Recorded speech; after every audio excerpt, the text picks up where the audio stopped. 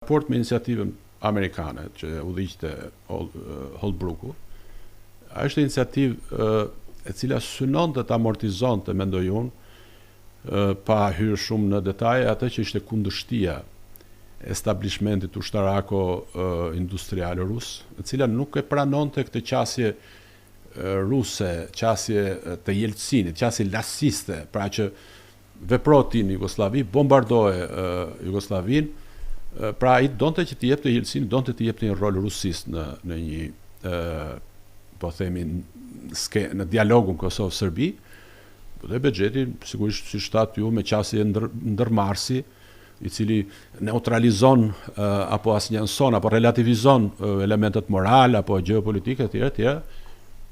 Në gjykimin tim me qëllim të mirë, sepse unë nuk jam pengir i shikimit realizmit socialist, në cilin personazhet negative janë 100% negative, o 100% bardh, o 100% zim. Ti e di atë thënie në vjetër që rruga për mfer është me qëllime të mira, është shtruar me qëllime të mira. Por kjo është një moment që unë e kam kuptuar, e kam analizuar raportin e tij me Rusinë ose me atë Rusi që ishte atëherë.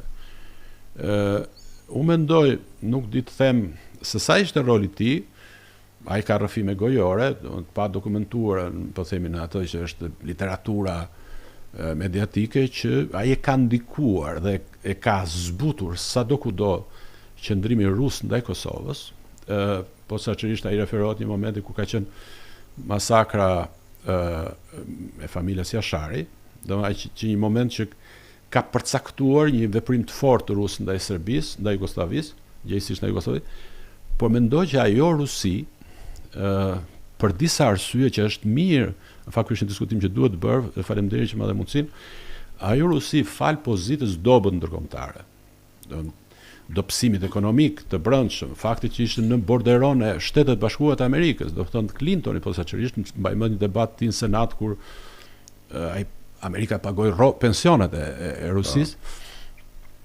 Ajo Rusi pra ishte Rusi bashkëpunuese me Perëndimin. Dhe Perëndimi nuk e kuptoi këtë. Jo, Perëndimi e kuptoi atë dhe e përdori shumë.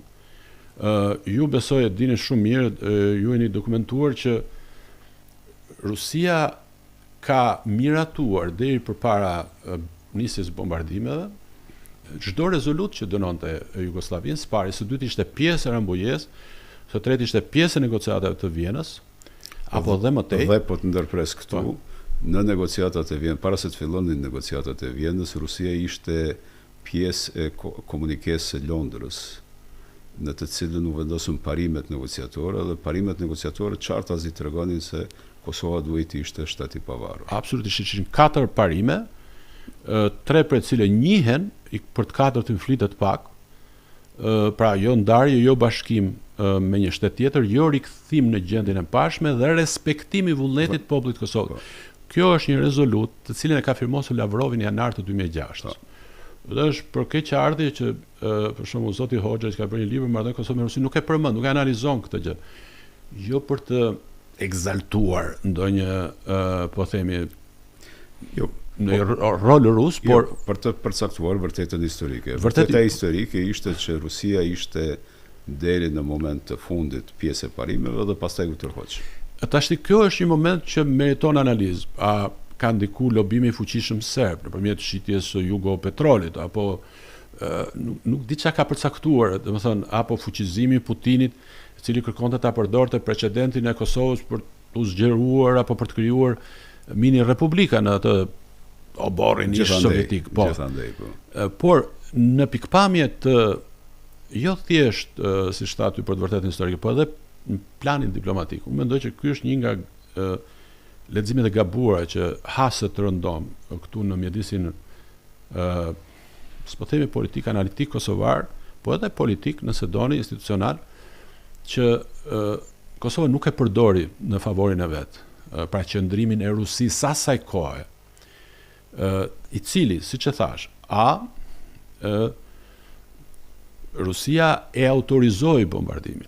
Jo thjesht me këto rezoluta që ju përmendi, por në kujtimet flasim për notë, do ta ndallit pse është i rëndësishëm kontekstin e sotëm. Në vitin 2022 në në ditën e bombardimit të Ukrainës, Putini e përmendi precedentin e bombardimit të NATO-s mbi Jugoslavinë si një shkelje të drejtës ndërkombëtare, pra një bombardim përdorimi forcës pa respektuar kapitullin 6, domethënë pa lejen e Këshillit të Sigurimit, domethënë pa lejen ruse. 7, po. Dhe tha e bët një herë tha në Jugosllavi, pra bombarduat një shtet sovran, ndryshuat kufit e tij, e bët në Afganistan, e bët në Irak, e bët në Siri, e bët në Libi, atë më lejoni ta bëj edhe një herë unë për të drejtat e popullit rus në Ukrainë.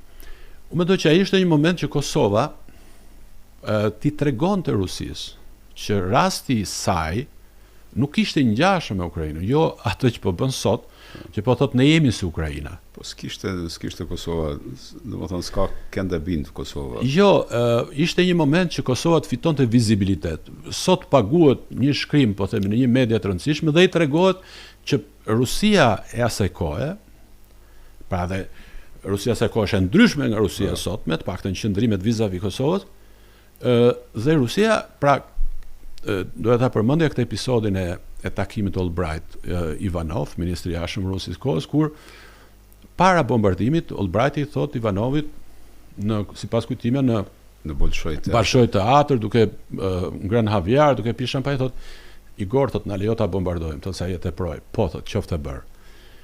Dhe thot përplasëm godat.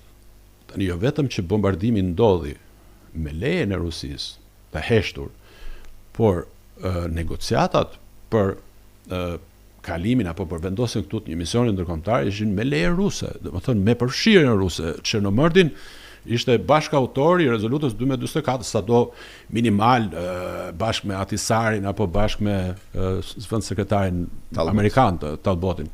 Pra, dhe pas asaj, siç e përmendët edhe ju me të drejtë, në të gjithë procesin negociator ka pat gjithmonë një prani ruse, kjo ishte lart pamësia e Atisarit, apo ishte Bosvan Archenko, apo... Dhe kjo kërshëria jote për Rusin, po të shtyn të shkruash libër?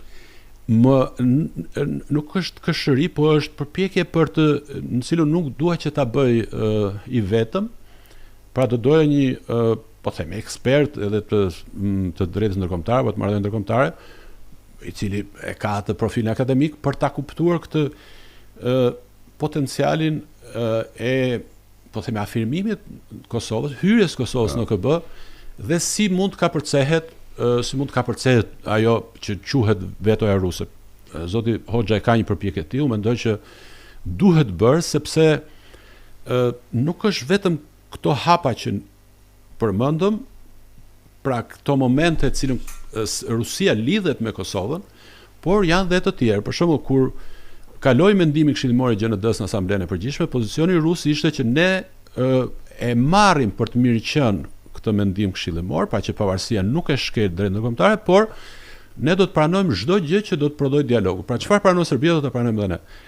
Dhe por ama ky është një pozicion i cili ka ndryshuar kohët e fundit. Mjafton që ty përmend për shembull në një vizitë të sekretarit përgjithshëm të OKB-s Gutierrez në Rusi, ndoshta në 2023-shin, Putini ka thënë tekstualisht që ne kemi studiuar atë mendim, ne jemi dakord, dhe kjo krijoi dhe panik te Serbia. Pra në këtë gjykimin tim, ne e dim, ne po flas kështu se ju keni një shkrim shumë interesant si në flisi për interesat e Shqipërisë. Tani ka interesat Shqipërisë, ka interesat Kosovës shtetërore, por ka dhe interesa kombëtare.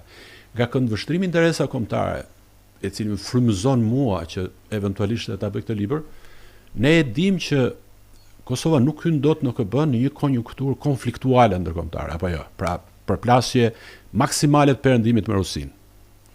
Sepse edhe është e qartë që Putini nuk e ka me Kosovën, e ka me parimet rreth vetes, domethënë. Po, ai bile dhe mund ta se këtu absolutisht, ai ka thonë disa herë, domethënë që nuk është peng i vendimeve të Serbisë. Saktësisht. E kjo më habit se si Kosova thotë që zyrtarisht thotë që ne jemi si Ukraina. Teknologjitë, jo fare si jemi. Teknologjitë e luftrave pushtuese, lufta mbi Ukrainë ishte një luftë pushtuese, janë të njëjta. Pra, bombardohet popullsia civile, friksohet ajo, nxirret ujë nga akuariumi dhe peshku ngelet pa ujë. Pra, teknologjia e njëjtë e rusëve me serbët apo me Jugoslavët. Por Kosova nuk është si Ukraina, sepse nuk ka popullsi ortodokse, që ka momentet përbashkëta si ukrainasit me rusët, edhe mbi të gjitha Ukraina mund të ndahet. Pse Kosova duhet që të barazohet S'kemi analogi. S'kemi analogi kur fare në drejtim, por është